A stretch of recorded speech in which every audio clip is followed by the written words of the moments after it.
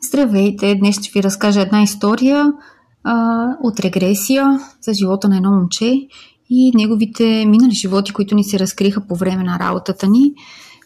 Ще ви запозная малко с личните неща, които го бяха докарали да потърси регресия. Както всеки човек в началото си казвам, аз нямам голям проблем, просто съм любопитен, така интересно ми е, обичам темата за духовното.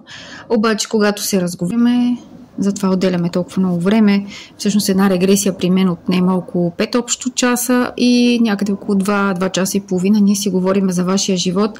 Та когато с него се разговорихме, се оказа, че всъщност има доста сериозни неща в живота му, в детството и в това, което чувства вътрешно в момента.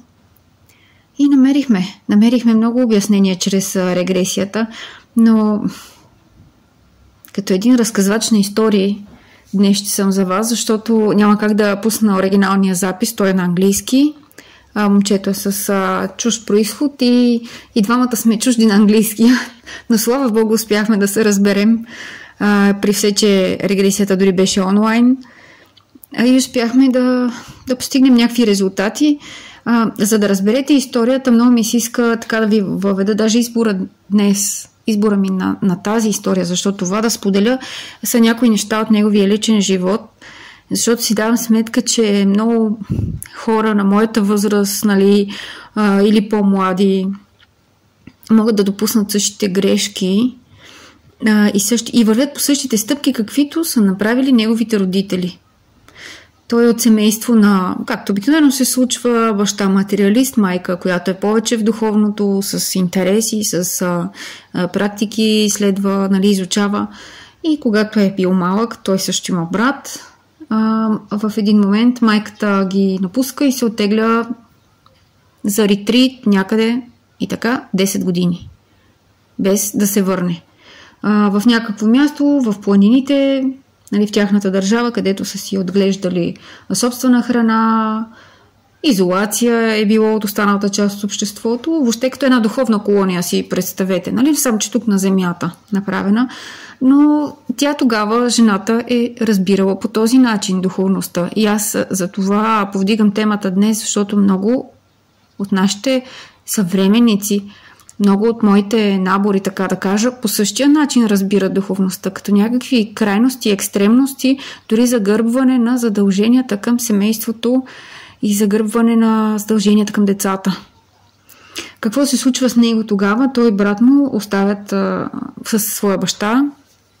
Вижда доста трудни години, всъщност. Вижда какво е бедност и среща критиките от баща си. Защото той все пак може да си представим един мъж как гледа две момчета без женска помощ.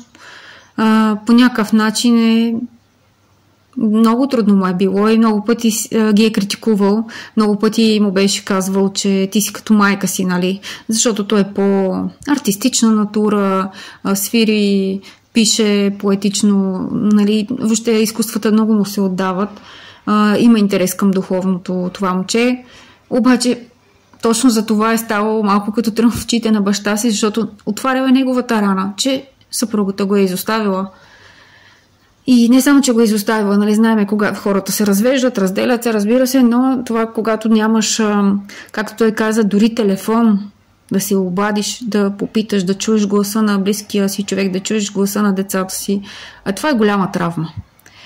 Затова, скъпи приятели, искам да ви разкажа днешната история на моя герой.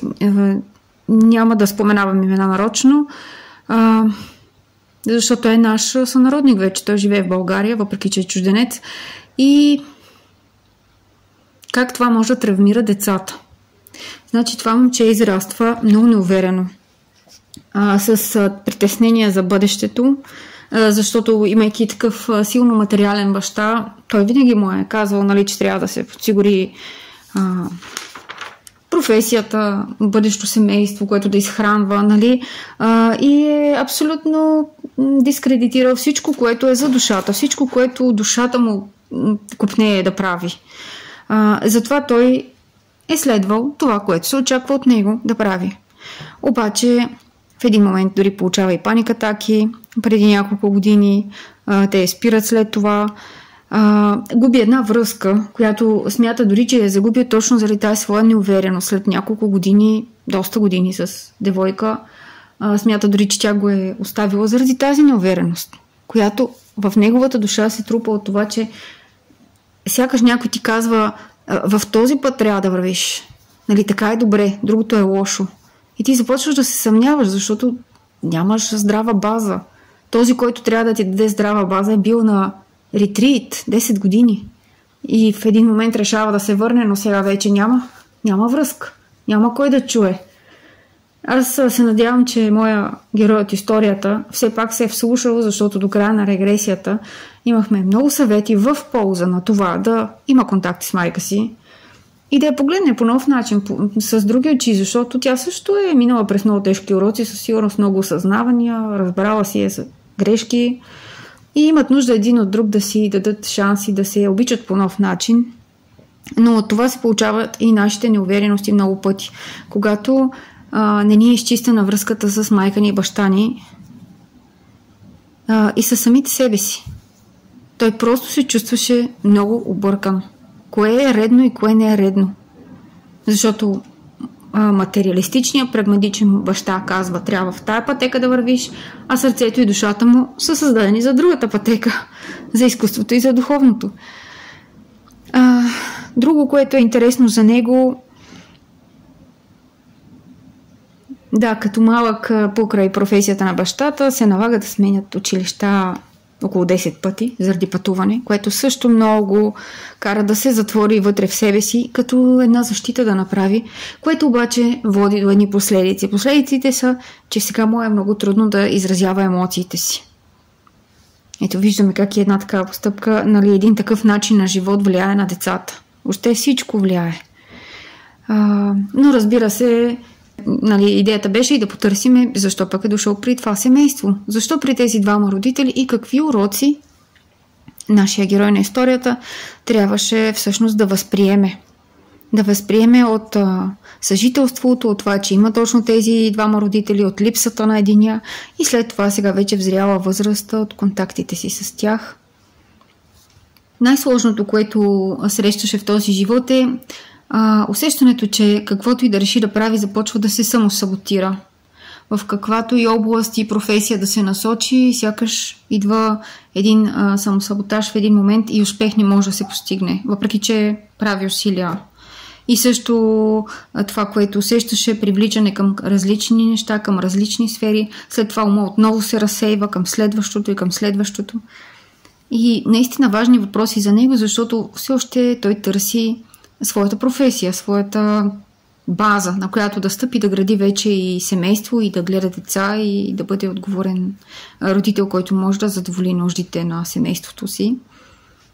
И така започвам сега аз ще ви прочета с моя глас всички реплики, така да се каже, всичко, което и той казва, и което аз го питам в регресията, защото няма кой да викна да прочете мъжките реплики. Както ви казах, регресията беше на английски език.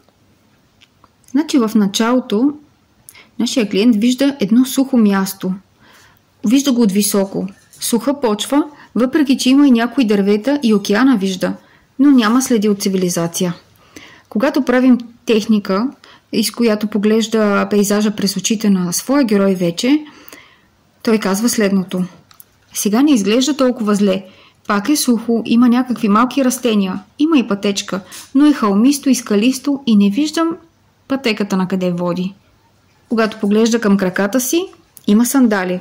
Удобни са му и ги чувства добре, за да върви по този скалист терен.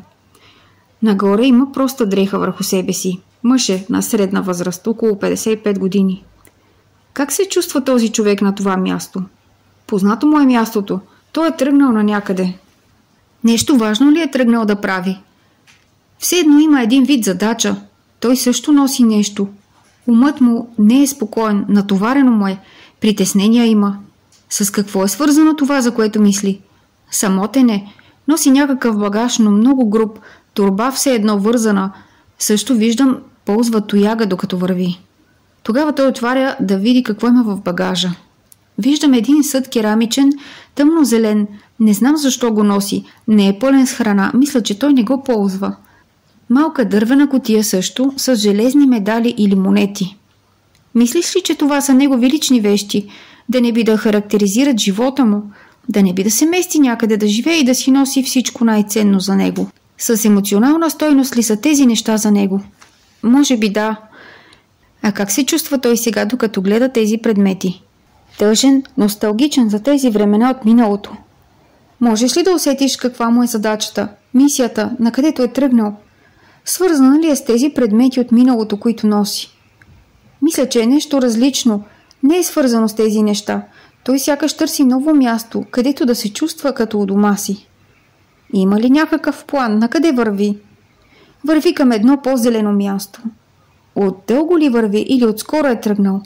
Мисля, че отдълго върви. Уморен е, но също е много енергичен мъж. Изглежда силен все още.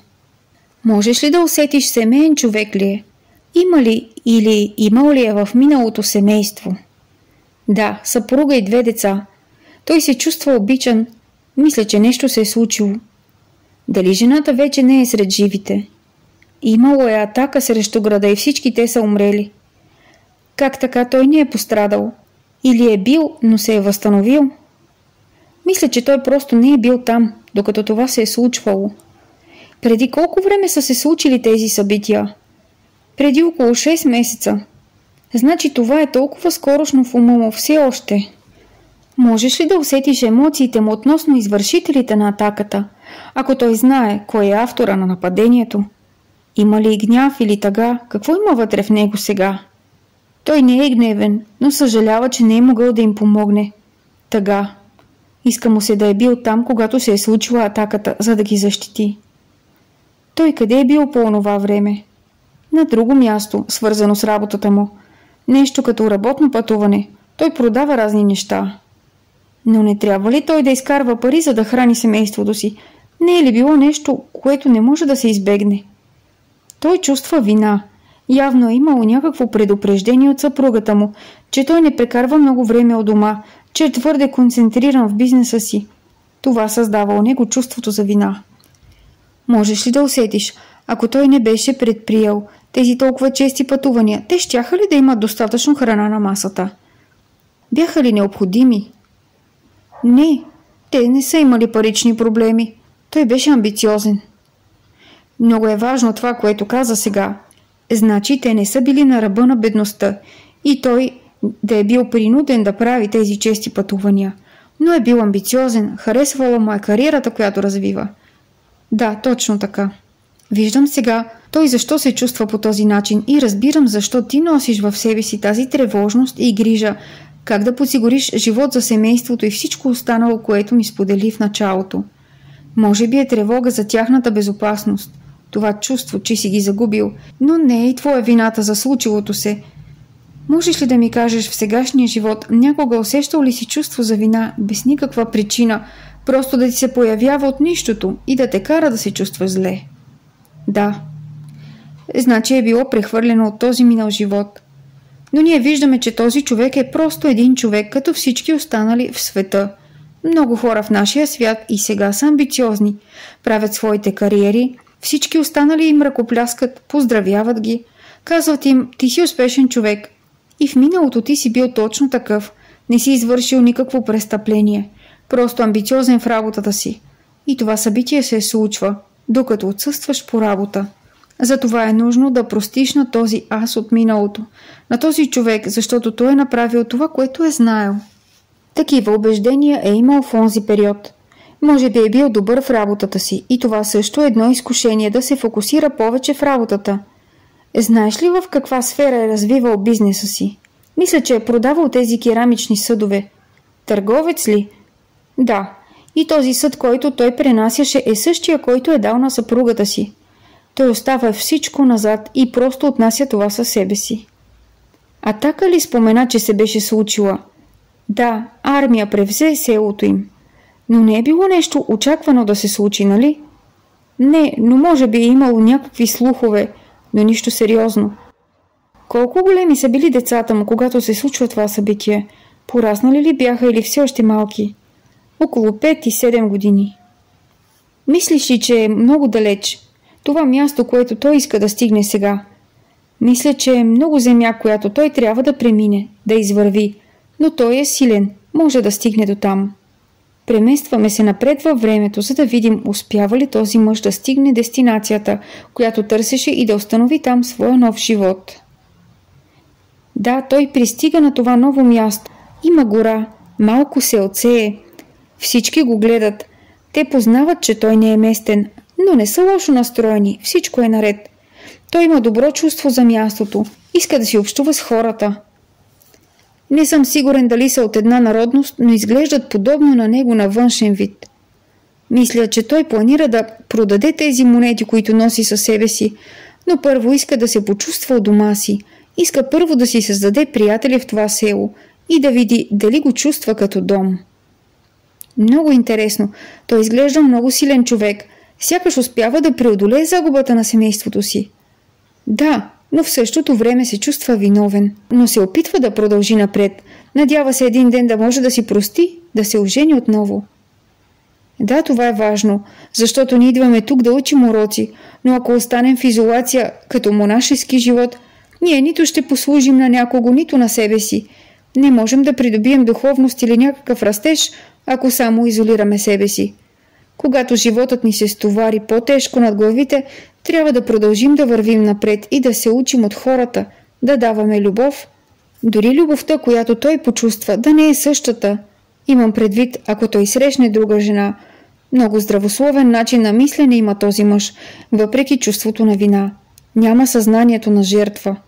Хубаво е, че водача ни показва това, защото ти имаш в себе си същото нещо. Можеш да използваш това. Тази сила е в теб. Каквото и да се случи, ти ще се бориш с живота. Да, в този живот аз съм разбрал, че мога да се боря. Много съм устойчив, когато се случат лоши неща. Значи имаш много силна психика. Да, психически съм силен, но мисля, че все още нося много болка, емоционална болка. Надявам се, че ще видим още детайли, които да са ти полезни, да разтовариш тези болезнени емоции, този товар от раменете, особено от детството, и да разбереш по-добре своите родители. Интересно е да видиш, че и ти сам също си правил грешки, като съпруг и баща.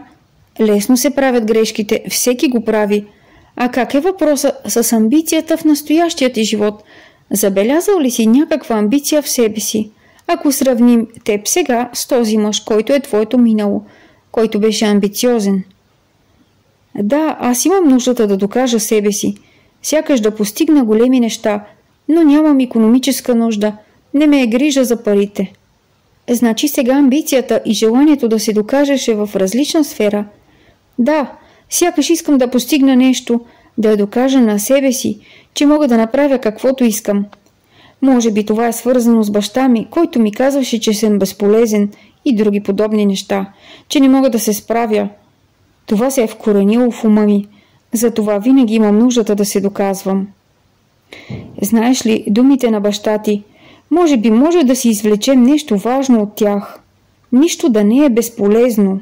Знанието, че каквото и да правим, то това нещо трябва да има някаква полезност, употреба, нещо добро, да може да произлезе от него, каквото и да правим.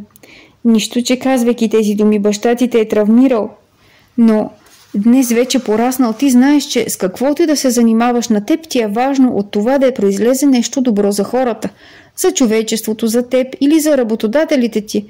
Ние не трябва да губим времето си. Но изкуството също не е загуба на време. Виждаш ли сега някакви прилики между себе си и този персонаж от миналото? Този мъж сега, след като му се е случило това със семейството му, той осъзнава, че истинското щастие е в малките неща, че той не е имал нужда от всички тези пари и пак е можел да движи бизнеса си. Може би и аз ще осъзная един ден, ако имам. Аз винаги се фокусирам на това да изграда нещо за себе си. Може би като бизнес или постижение, винаги мисля за бъдещето, не толкова за настоящето. Може би един ден ще осъзная, че са изминали всички тези години в тревоги за бъдещето. Да, защото не гледаш да се радваш на настоящето, но настоящето също си има своята красота и добри моменти. Така е. Нека видим сега как се развива живота на този мъж. Нека се преместим с 6-7 години напред. Все още ли живее в онова селце, което намери? Да, решил е да остане. Има малка къщичка с приятна гледка към селото. Отглежда зеленчуци. Има си градина. Има жена, с която живее. Тя е от селото. Щастлив ли е сега? Да, чувства облегчение.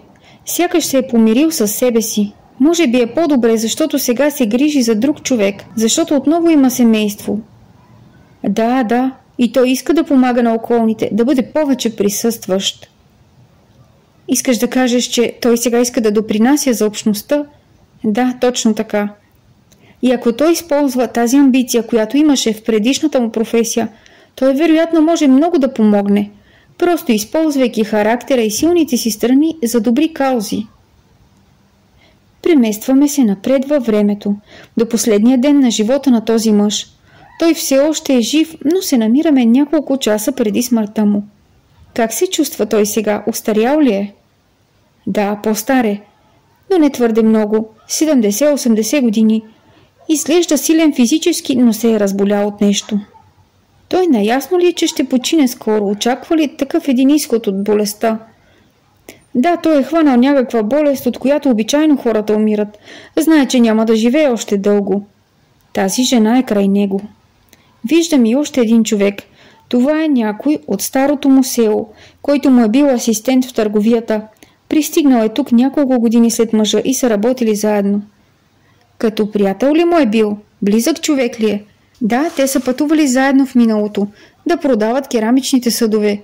Прекарвали са много време заедно. Можеш ли да усетиш дали нашия герой е тъжен от предстоящата раздяла с тези хора, които го обичат, или не се тревожи толкова със смъртта и просто иска да си почине? Мисля, че той се чувства уморен. Готов е да пусне.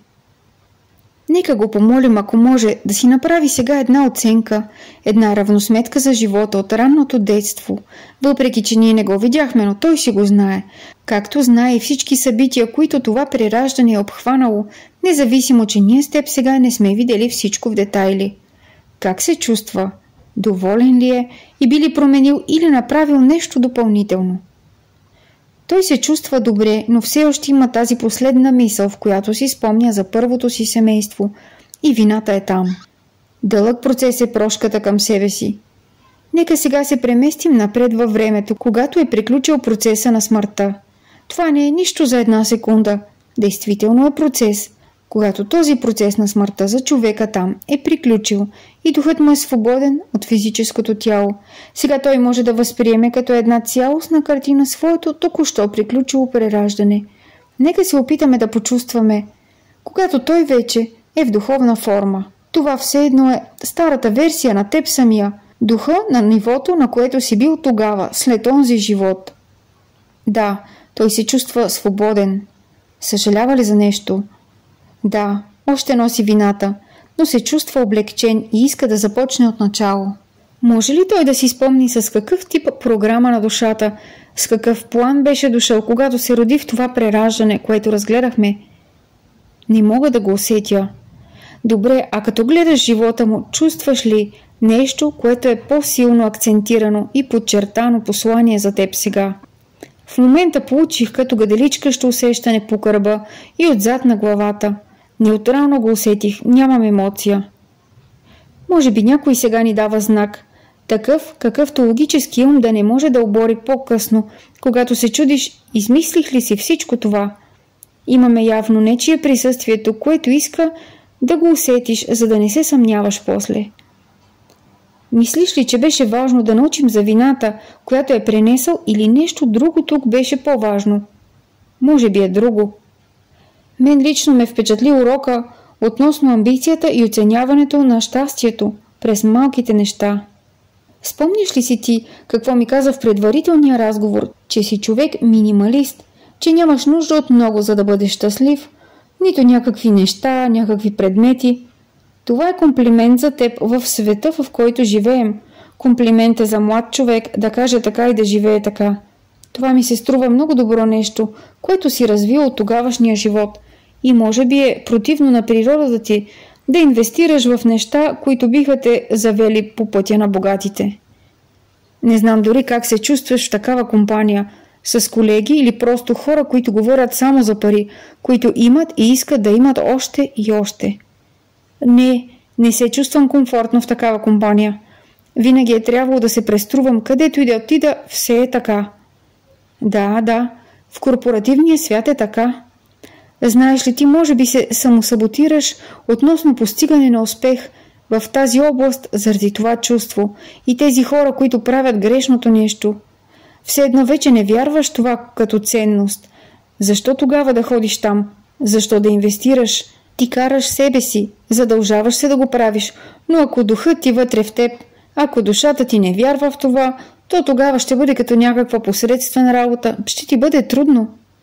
Но ако работиш някъде и има по-висша цел, тогава вероятно ще си много успешен, защото ще вярваш това, което правиш. Ако е дейност, която е обвързана с някаква по-висша кауза и полезност за хората, в крайна сметка. Да, съгласен съм. Имам чувството, че мога да направя много, ако вярвам в това. Ако има висша цел, ако е нещо по-голямо от мен. Чувствам, че тогава бих могъл да сторя много неща. Като супер мотивация го чувствам. Да, аз те разбирам много добре. По този начин се чувствах и аз преди много години. Ние наистина можем да направим магични неща, ако вярваме в нещо. Да, съгласен съм. Ти имаш нужда само да намериш твоето нещо или професия, която знаеш, че е нещо добро, че е полезно, че помага на хората. Било то да създаваш храна или който и да е вид продукт, който е полезен. Нещо, с което винаги съм имал трудности е, че когато имам една идея, започвам да правя проучвания и всичко останало. Но съм човек, който много бързо се разсейва. От едно нещо отивам на друго нещо и така нататък, и така нататък. И губя фокус много бързо. Винаги си казвам, с партньор ще ми е много по-лесно. Ще задържим фокуса и посоката, ще работим заедно и ще се мотивираме. Ще разискваме идеи и мисли. Прав си, имаш нуждата от партньор.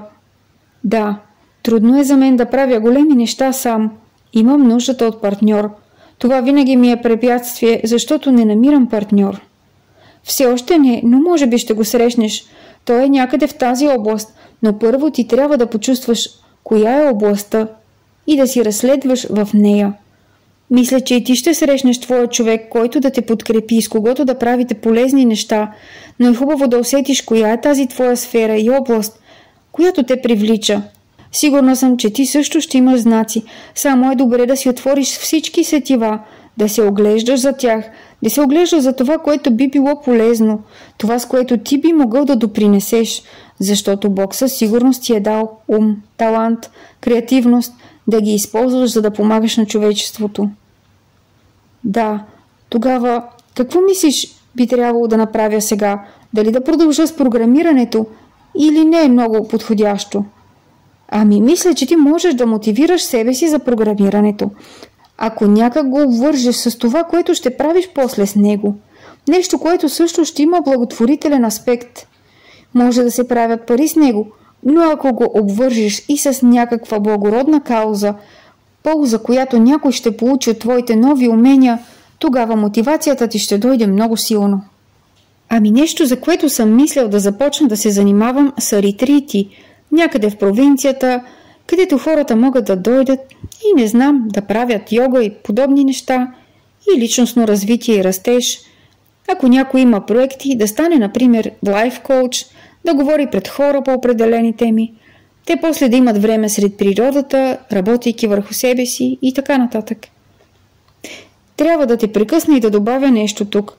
Ти може би не си даваш сметка, но твоята майка е минала по този път. Този тип ретрити съществуват в България и сега. Също е един вид модерно, но това е голяма лъжа. Хората няма да станат по-духовни на такива места.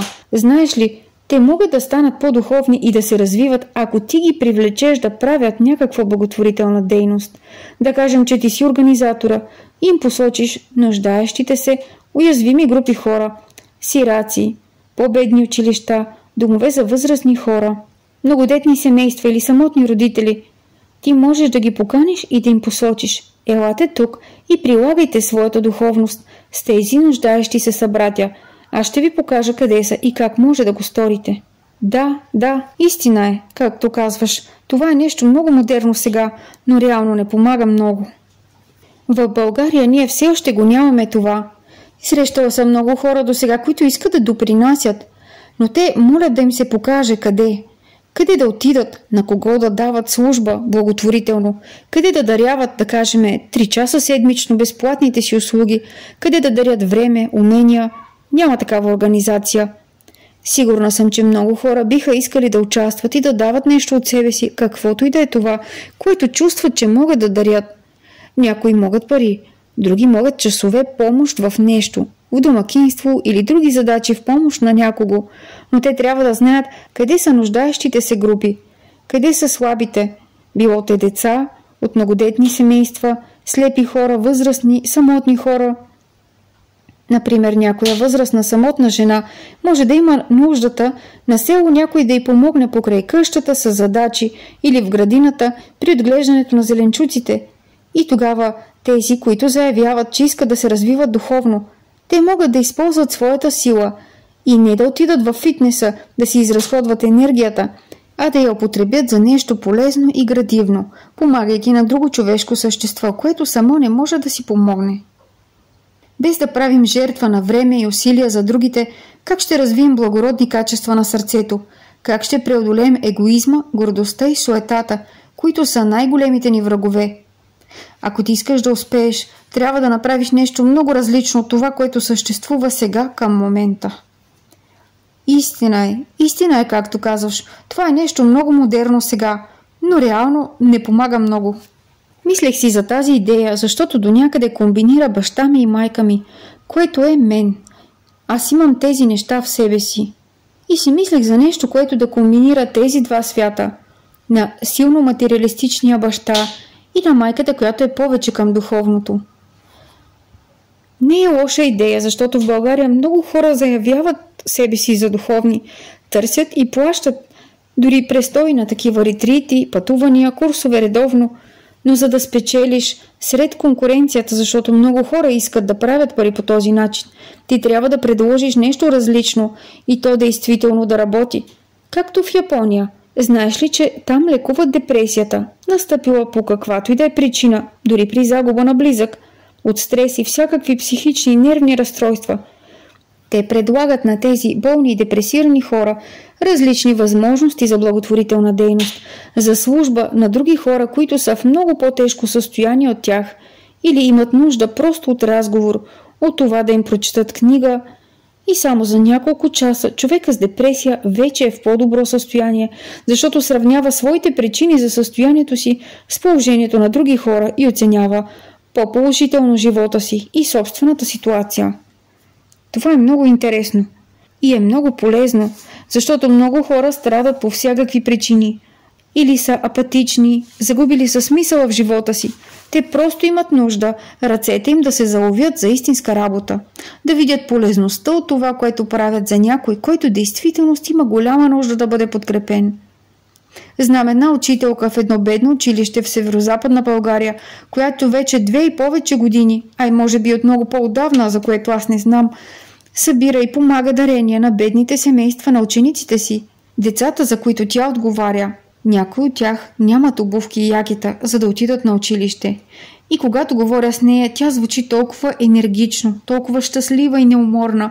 Такива истински каузи те карат да се чувстваш заземен, истински, наистина в сътрудничество с Бог, в това, което действителност трябва да бъде направено. Затова такава идея за свързване на хора, търсещи духовен прогрес, търсещи себе развитие с нужната информация, къде има нуждаещи се групи или индивиди и с какво може да им се облегчи живота, е много функционална.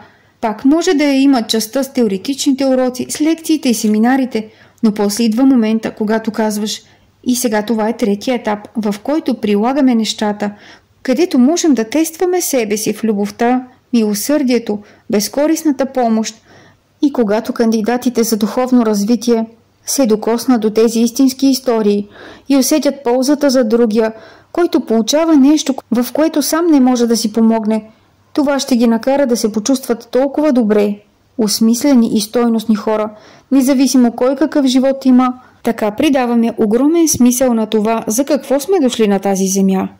Чувството на благодарност идва не само от онези, които получават, но и от тези, които дават нещо, защото даващия чувства по-голямо щастие от приемащия.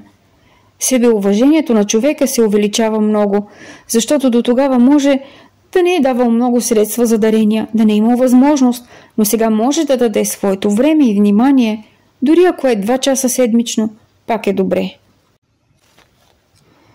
И сега продължаваме с разказа за втория живот, който видяхме в регресията с този мой клиент. Преди да ви разкажа, това е един живот от около 1700-та година, който той видя, трябва да споделя нещо, което няма как да усетите и ако не го кажа. Със сигурност и двамата много се притеснявахме, защото регресията беше онлайн и двамата ползвахме английски език, като той не ни е роден. Обаче проблемите в живота на момчето и начина, по който се чувстваше, със сигурност много го измъчваха и това много ясно го усетих. Имам чувството сега, когато записвам, сега докато пишех превода на цялата регресия, си давам сметка, че по някакъв начин с моята сензитивност и с желанието ми да съм полезна и да преодолееме езиковата бариера и да преодолееме това, че все пак онлайн работиме и звука може на моменти някоя дума да не чуе правилно. Имам усещането, че всъщност се получи малко и като някакъв вид ченелинг и някакви послания, които много силно ми идваха като коментара за него и просто се оставих на това, което чувствам да му кажа и много се надявам да му е било лечебно. Стигайки до края на историята, която ще чуете в тази втора част, си давам сметка за едно нещо. Темата за родителите и за прошката и за разбирането към нашите родители, независимо какви са те, независимо дали са присъствали или не са присъствали в нашия живот, много силно я почувствах свързана и с наближаващите коледни празници и с тези прекрасни възможности, които всички ние имаме да напишеме едно писмо, да се обадиме по телефона, да изпратиме нещо малко като жест, дори от години да не сме си говорили с тях, просто да се възползваме, даже няма нужда да чакаме до Нова година и до Коледа, вие може да го направите още днес, както се казва, но ще разберете от тази част на регресията и от всички информации и послания, които дойдоха и през мен и през него, защо това е оздравително и за нас самите, защо това влияе на нашата самоувереност, на нашата себеоценка и на успехите, които искаме напред, на стойностните неща, които искаме напред да постигаме. Колко е важна връзката с родителите и какво наистина означава тя за нас на едно много дълбоко ниво за духа. Затова надявам се, че ще ви е полезен този материал. Наистина доста нестандартен начин да представям регресия. Както си спомняте, в първата част на записа аз обясних, че тъй като трябва да я преведа, няма да чуете оригиналните гласове, а само моя глас, който чете репликите и на двама ни, на мен и на клиента. Приятно слушане! Виждам един град европейски. Има хора, облечени в старинни дрехи от епохата на Ренесанса. 1700-та година или около тази година. Има един път и хора, които вървят по него. Някои бедни хора лежат по улицата. Просяци ли виждаш? Да, вали и е кално. Като погледнеш надолу към себе си, какво виждаш? Имам обувки, палто, мъж. Този път по-млад мъж. Мисля, че той има пари, не е беден. А как се чувства сега? На улицата. Обикновен ден ли е за него? Той е млад. Около 20-те си години или 19. Странна фигура е на тази улица. Изглежда изгубен и не знае какво да прави. Гледа тези хора, които лежат по улицата. Можеш ли да усетиш дали на него му се налага да работи за храната си? Или има, например, родители, които да го издържат? Мисля, че е богат и разглезен. Родителите му са богати. Интересно, въпреки че родителите му са богати, той се чуди какво да прави. Значи нещо не е удовлетворено от това да е богат. Сега той чувства натиск от своя баща. Ограничен е. Сякаш не може да прави това, което наистина иска да прави. Изглежда силен, но всъщност е много слаб. Но има ли неща, които бащата изисква от него да прави, като професия някаква, която да работи? Да се грижи за семейния бизнес, да ходи на някакви събития и подобни неща, които са безмислени за него, и просто да се преструва. Значи той със сигурност се е усетил, че този живот не е за него, че не му харесва. Не. Но не усещаш ли също той да е наясно какво иска да прави? Някаква идея какво би желал да прави? Не. А в този ден, в който го видяхме на улицата, той просто се разхожда или се е запътил на някъде? Да, той вървеше и го спря едно бездомно дете. Това дете проси от него пари. Той се оглежда около себе си, кой го наблюдава. За него шокиращо ли е да види цялата тази бедност, просяците? Да, мисля, че до тогава той не ги беше забелязвал в действителност. До този момент, в който това дете не се изправи пред него. Той спря да върви и просто стои неподвижно. Много интересен момент за него, като пробуждане сякаш. Да, и той се чувства зле, че тогава в онази епоха те не са можели наистина да се приближават към бездомните и всички наоколо гледат. Но кой го гледа? Другите просяци или хора от улицата? Не просяци, хора от улицата са. И той се тревожи от това, че някой го гледа ли? Да, той се тревожи за общественото впечатление. О, сега разбирам, но не е ли било популярно да се дават пари на просяците в тези времена? Явно не е. Изглежда е било нещо лошо. Смятало се е за лошо нещо. Значи ето за какво си мисли той сега. Да, той е във вътрешен конфликт. Как ще излезе от тази ситуация сега? Мисля, че той си отминава нататък. Значи отминава тези хора и не им дава нищо. Не, но той се връща през нощта да потърси детето. Много добре, а успява ли да го намери? Не, когато се връща, детето не е там. А как се чувства вътрешно, в сърцето си? Можеш ли да го усетиш? Той не може. Идва му много социалния натиск и си мисли за проблемите, които има със своето семейство, защото живеят в малък кръг общество. Затова не е могъл да помогне, когато всички са там през деня, но е искал да дойде нощта. Много е хубаво, че въпреки всичко той търси начин да помогне. Но се почувства много зле, когато не успя да намери детето. А можеш ли да го усетиш сега как се чувства относно живота си и въпроса с какво да се занимава, в коя област да се развива? Да, имам чувството, че той наистина се опитва да излезе от този балон, в който живее. Наистина се опитва да го постигне, но няма изход. В тези времена хората, обществото е било много тесногръдо по отношение на много въпроси и са говорили лошо за много неща. Да, аз само казвам тези проблясъци информация, които ми идват в съзнанието. Да, ти се справяш много добре, умът ти не ни създава никакви проблеми, усещаш си нещата както трябва. А можеш ли да усетиш, той има ли приятели, или дори поне един приятел? Да сподели на него какво чувства, да сподели идеите си или дори случката с това бедно дете, което срещна. Някой, с който да сподели какво му е на сърце. Мисля, че той е много самотен. Цялото му обкръжение от хора, които се преструват, че са някой друг. Значи всички хора около него слагат маски. Да, а в настоящия си живот понякога чувствал ли си се по същия начин или сега имаш приятели, дори да са малко на брой? Имам 2-3 добри приятели и сме много близки. Говорим си почти всеки ден. И също имам други приятели, с които мога да говоря по едни теми, но по други не. Тоест, с някои само по някои теми, да. Но този млад мъж дори такива приятели ли няма за определени теми? Да, затова беше много самотен. Нека го попитаме за семейството му. Да видим, например, когато си е дома за вечеря. Да, той седи на една дълга маса с майка си и баща си. Мисля, че те са богати хора. А каква е атмосферата на масата? Той как се чувства? Много напрегната, никой не говори.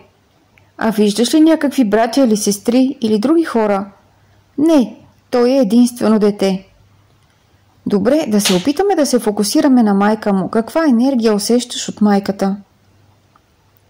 Тя е депресирана, но винаги се опитва да изглежда сякаш не е така.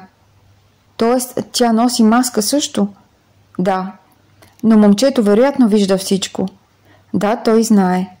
А бащата е много праволинеен, успешен, много студен. Но за да е депресирана, жената вероятно нямат добра връзка с съпруга си. Не мисля. Мисля, че времената тогава за жените не са били лесни. Тя не е имала много избор. Не е било позволено. Значи, независимо, че са богати, те не са щастливо семейство, както някои хора си представят. Да, не са щастливи, никой от тях. Можеш ли да усетиш бащата? Излъчва ли някаква енергия към младежа? Да, много негативен. Едно такова пресиране към него да бъде успешен като него самия. Но това е като да насилва нещата. Ако някой говори с теб така, това е повече кастриращо, отколкото вдъхновяващо. Това отнема силата, отнема вдъхновението да правиш неща. Да, точно така. Не е добре родител да действа по подобен начин. Да, напомня ми на баща ми от сегашния ми живот. Само прилича на поведението му или мислиш, че това е същия дух? Не знам, но е същото поведение. Значи ти си срещнал същия тип изпитания и преди. Сега ни е важно да видим как се справя този твой персонаж от миналото с живота си по-нататък. След това прескачаме напред във времето да видим след 5-6 години къде се намира младия мъж и как се чувства. Той е счетоводител. Бащата има фабрика или нещо подобно и той е счетоводител във фабриката. И има един приятел, който работи с него. Как се чувства той в тази сфера на счетоводството? Приятно ли му е да работи с числа или не? Не е неговата страст, но е работа. Факта, че там има приятел, я прави по-приятна. Неговия колега, нали? Да, той е истински приятел, без маска. А можеш ли да усетиш какъв е живота му сега? С родителите си ли живее? Не, живее сам. Може би му е по-добре така? Да. Аз питам, защото го виждаш, че изглежда по-добре и се чудех, налага ли му се да вижда баща си всеки ден или не? И кое допринася той да се чувства по-добре, но може би е факта, че не го вижда всеки ден. Да, той изглежда наистина по-добре. Малко по-позитивна енергия има, но все още се чуди какво щеше да стане с живота му, ако бе поел по различен път. О, той се пита дали е взел правилното решение. Да. А дали поемането на счетоводната работа означава съгласие с условията на бащата или не? Да, баща му е искал той да поеме функция в бизнеса. Сега един образ просто ми дойде в ума. Той свири на пиано и мисля, че е много добър. Но това сигурно е важно за него. Пианото. Харесва ли му да свири? Мисля, че много му харесва. Това е неговото бягство и спасение. Това е единственото време, в което той е себе си. А той трябва ли да слага маска по време на работата си, при общуване с баща си? Да, с всички, защото в тази епоха общественият кръг е малък. Добре, а да го попитаме за тези години, които прескочихме през последните 5-6 години, чувствал ли се е влюбен в момиче или че харесва някого? Въобще в романтичната сфера случи ли му се нещо или все още не? Да, мога да видя момичето, в което той е влюбен и е много щастлив. Тя се усмихва, има нещо артистично в нея. Признал ли е, че я харесва? Да. А тя продължава ли да е част от живота му, когато той е на 25-6? Не са заедно. Мисля, че са опитали, но не се е получило. Мисля, че тя е искала да бъде с някой по-свободен. Тя не е ли искала да стане съпруга, да се ангажира със съпружески живот? Не, по-скоро тя искала да бъде с мъж, който е самият себе си, който е верен на себе си. Тя е усещала, че неговия живот е измислен, т.е. че той следва баща си и бащините желания. А как живее този млад човек сега, след тези събития, след раздялата с нея? Мисля, че като цяло той е добре, но не мога да кажа, че е супер щастлив. Значи в тази връзка той е усетил, че тя изисква по някакъв начин от него да застане срещу баща си и бащиното влияние и просто да защитава желанията си, изкуството и всичко останало. Това ли е поискала от него? Да. Но всъщност такова нещо е доста трудно, защото понякога ние все още не сме акумулирали опита и силата в духа си.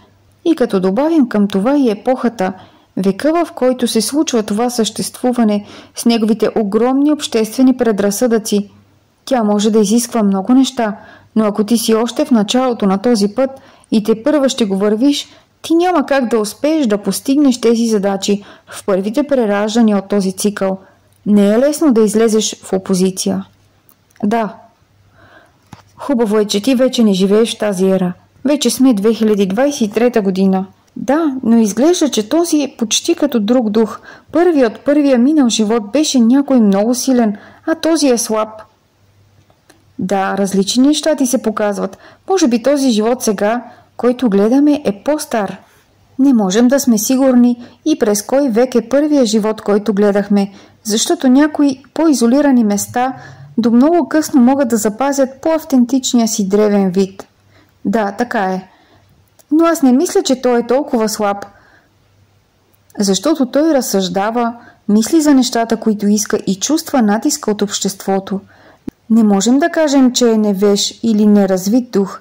Само в някои области изглежда няма такъв опит. Отиваме по-напред, когато аристократа е вече в средната си възраст. Да, виждам го. Той свири на пиано сега. Мисля, че не работи при баща си вече. Той за себе си ли свири пиано, за удоволствие или за други хора? Мисля, че това му е работата. Баща му е починал и след това той е почувствал, че може да се занимава с това. Все едно се е освободил енергийно ли? Да, много добре. Изчакал е таткото да почине. Това е сякаш и един вид уважение към него. Не е лошо. Можеш ли да усетиш, има ли още хора в живота му сега? Дали е женен? Мисля, че той е доста щастлив. Има приятели и да, има си жена, съпругата му. Не е имал деца. А той къде срещна тази жена? Това не е същата, която го остави, нали? Не, друга е. Тя свири на цигулка. Така са се запознали. А той поддържа ли връзка с майка си? Нищо, че не живее там. Майка му също е починала и то в млада възраст, около 60 години. Как се чувства сега той относно загубата на родителите си? В смисъл, че той страдаше през живота си от тези налагания на правила и очаквания, но сега, когато тя ги няма в неговия живот, той усеща ли тази загуба по някакъв начин? Той се чувства някак свободен, но също е започнал до някъде да ги разбира. И двамата. Разбира, че е било за добро, че трябва да пусне нещата. Той не им е гневен, но не е чувствал любов, когато е бил дете. В спомените му можеш ли да усетиш дали майката е била по-студена или заради критиките на бащата? Защо не е почувствал любов? Заради бащините думи. Той е бил много студен и никога не е показвал любов. А майка му, тя е била депресирана. Да, тя не е имала условия да го компенсира в това състояние. Да, тя едва се е крепяла сама себе си, затова не е можела да стори нищо за други хора. Точно така, когато човек е твърде фокусиран в своята собствена болка, той е безполезен, просто твърде много се е била вглъбила и концентрирала върху себе си. Имам чувството, че сега буквално описвам моите родители от сегашния живот.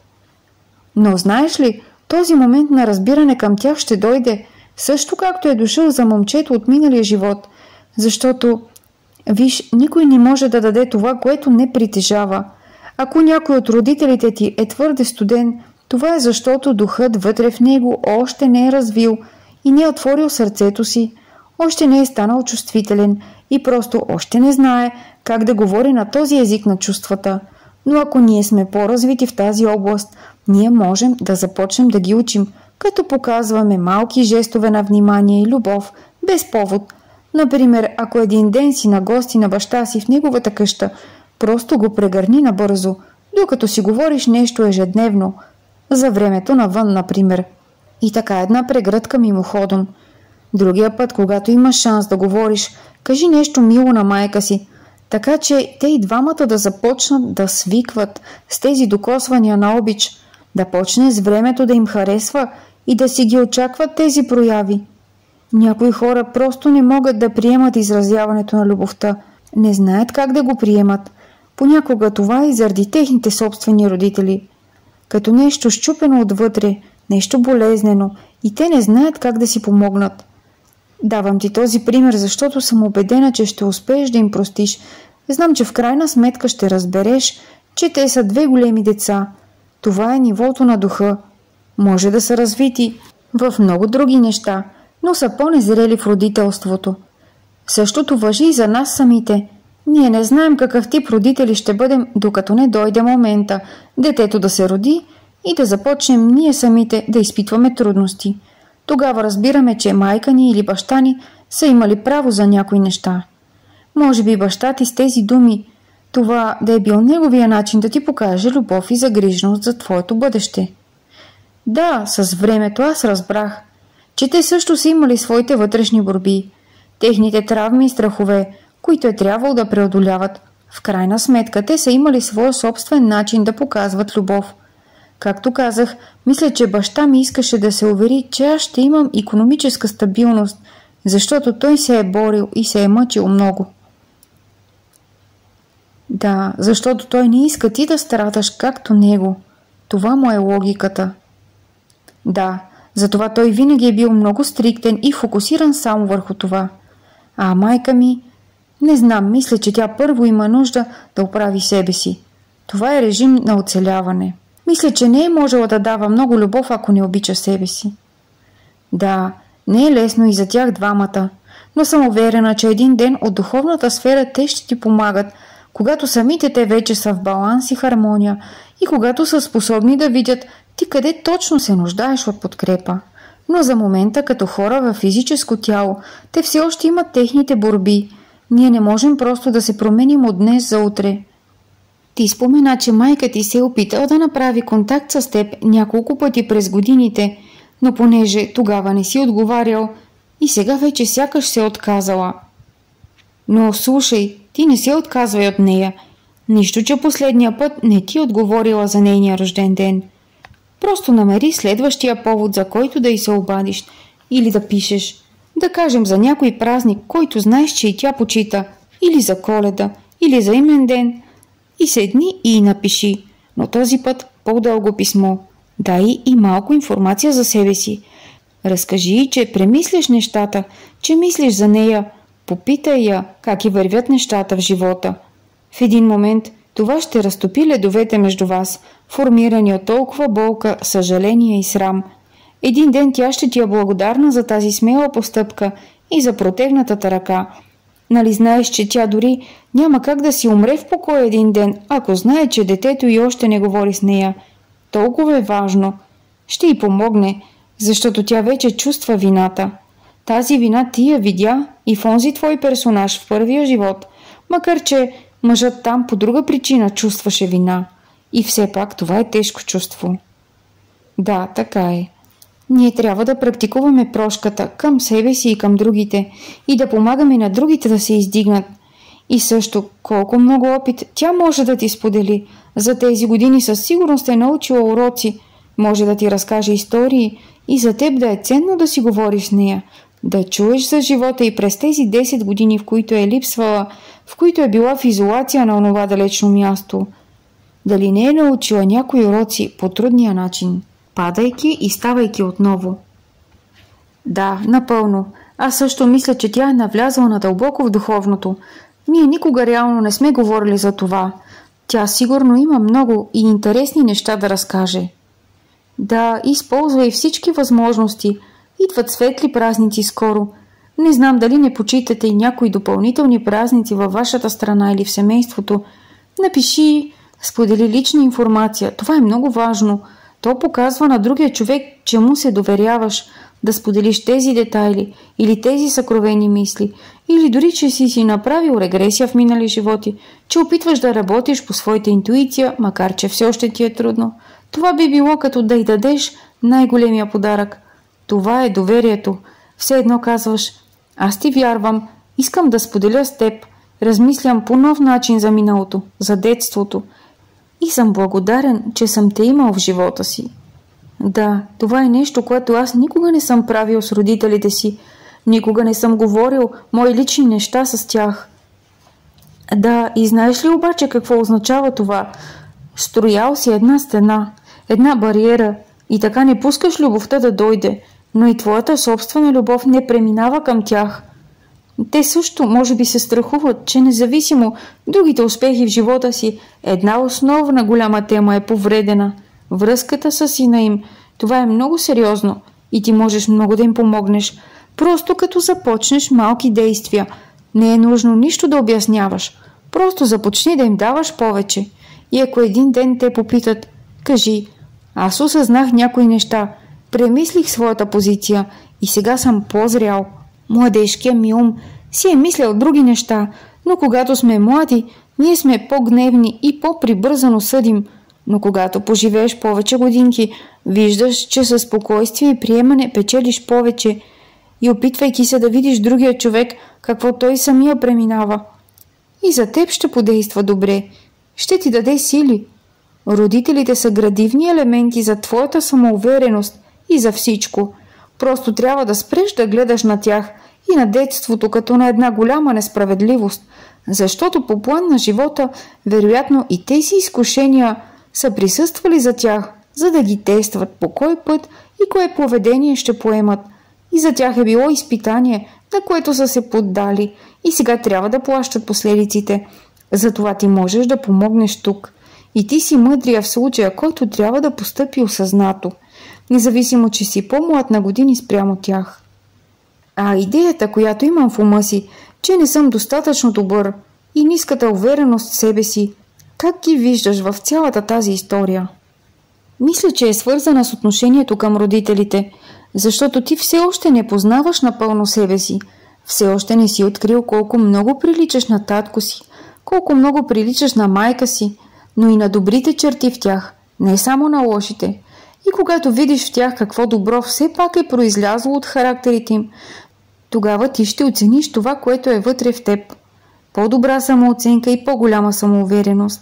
Смятам, че ниската самоувереност е свързана с тази тема. Не с миналото, защото ти си бил добър човек в двата минали живота. Аз виждам боец там. Човек, който прави това, което трябва да бъде направено. За семейството. Който може да започне от начало, когато се налага, и също има търпение. Този живот, в който ти беше счетоводител и трябваше да почакаш до смъртта на баща си, преди да се заемеш официално с музиката, като професия, този твой персонаж там прояви голямо търпение. Да. И не обиди родителите си по никакъв начин. Много трудна добродетел за развитие е търпението. Обикновено изисква множество прераждания, за да я усвоим. А ти я показваш там и не засегна тези хора и техните вярвания, типични за епохата, което е много добре. Ние имаме дълг да уважаваме родителите си, дори поради факта, че не са ни абортирали и са ни дали шанса да дойдем тук и да учим своите уроци, да решаваме нашите си кармични дългове. Дори за това, което не е никак малко, ние им дължим уважение, независимо дали те са отсъствали или са присъствали в живота ни. Аз за себе си знам, че е било необходимо баща ми да не е до мен. Част от изплащане на дългове, които съм сключила в минали животи, с поведение и слабости, които са довели до разтрогването на много семейства. Затова е било нужно сега да се родя и аз да бъда дете на разведени родители. Една част от енергията да се върне към мен, да изпитам какво е, но от перспективата на потърпевшите. По същата логика и за теб не е случайно, че оставаш при твоя по-строг баща-материалист да те отглежда и за 10 години губиш майка си точно в най-крехкия тинейджърски период. И то точно по тази причина, нейните духовни търсения. След разглеждането на втория минал живот отидохме за разговор с духовния водач, който продължи много кратко. Явно моят клиент вече беше доста уморен и впечатлен от всички други детайли, които беше осъзнал. И накрая ще ви прочета двата извода за двата минали животи, които получихме с помощта на разговора с духовния водач. За младежа от богатото аристократично семейство, който търпеше условностите на обществото и правилата на фамилията, но на средна възраст смени заниманието си на счетоводител с пиано изпълнител, където срещна и съпругата си. Дойде следното: търпението накрая се отплаща. Клиентът ми потвърди, че понякога става много тревожен за бъдещето, но сега чувства, че неговото време ще дойде. Да има търпение. Когато попитахме духовния водач за миналия живот на амбициозния търговец, който загуби едно семейство, но успя да събере сили да продължи на ново място с нови хора, дойде следното: може да отнеме дълго време да намериш щастието или да откриеш кой си или кой искаш да бъдеш, но в крайна сметка това се случва.